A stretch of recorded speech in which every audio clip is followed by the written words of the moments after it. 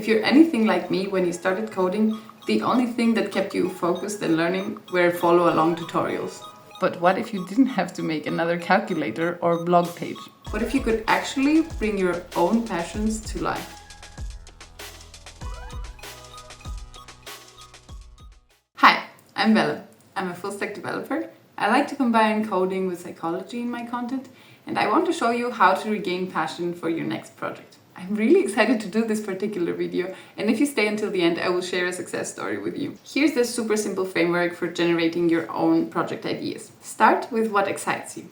It can be as complex as a hobby or interest of yours, or as simple as an aesthetic you enjoy. I focus a lot on the aesthetics of my workspace, so I'm always motivated to build something custom that fits right in with the vibes. Then you want to scope it down.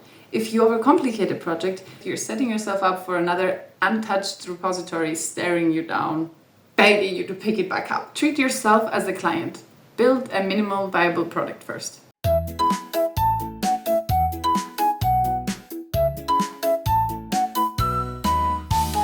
Consider integrating an existing API.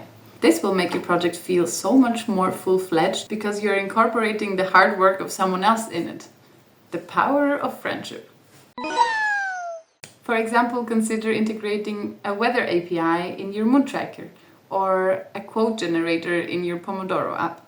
You instantly get complexity for free. Other times, you can build the idea around a cool API you found. My favorite API? Well, it has to be HTTP Hats. I don't make the rules. Because I like you though, and I want to see you thrive soon, I have a list of ideas that I came up with the other day that may inspire you. Number 4 and 5 are my absolute favorites, and I may or may not have already started working on them. Can you beat me to it? Let me know in the comments. I'm just going to list the ideas with not a lot of details because it's more fun to see what you come up with then. 1. Motivational quote generator. 2. An aesthetic Pomodoro timer. 3. A funny quiz. Could be personality quiz, could be trivia. 4, and now moving on to my favorites, is a TTRPG style decision game. The idea is that you can be the DM, you can build the story through your app, people can make decisions or they can roll dice, you can even ask them to make a small character sheet when they start the game, and it doesn't need any fancy graphics or even moving graphics at all, just a story progressing, and it brings out a very creative part of you as well if you're into that kind of things. And then a work log or a task tracker to track what you do while you work. This particularly works very well for me. I think I'm going to make a whole separate video on it because it's something that I've been using for quite a long time now and I want to talk about it, so I won't elaborate too much. Forget about the pressure of future interviews or trends.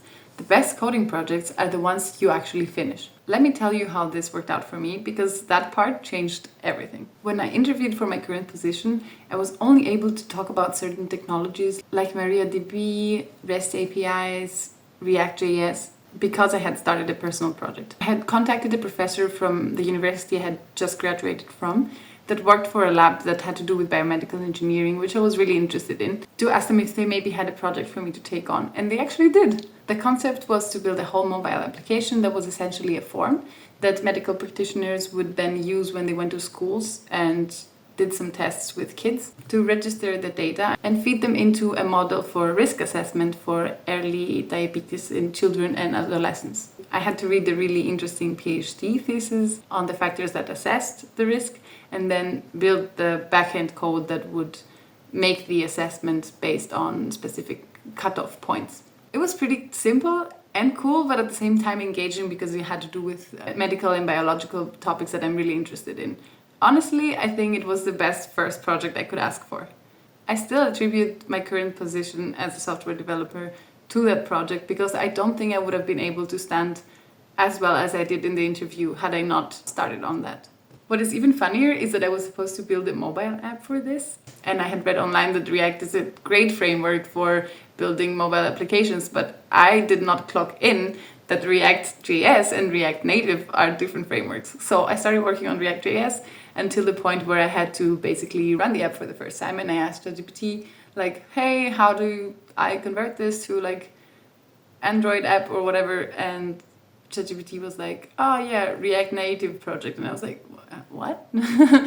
And so I had to basically start over and Thankfully, the backend part remained intact, but I had to convert all my React.js templates to React Native templates. So I ended up having to write the templates twice.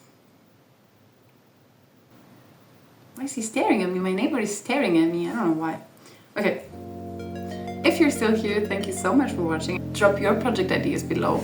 I promise I won't steal them. Subscribe if you want to follow along. In my next video, we'll talk about how to pick a tech stack and actually start building your project. Okay, bye!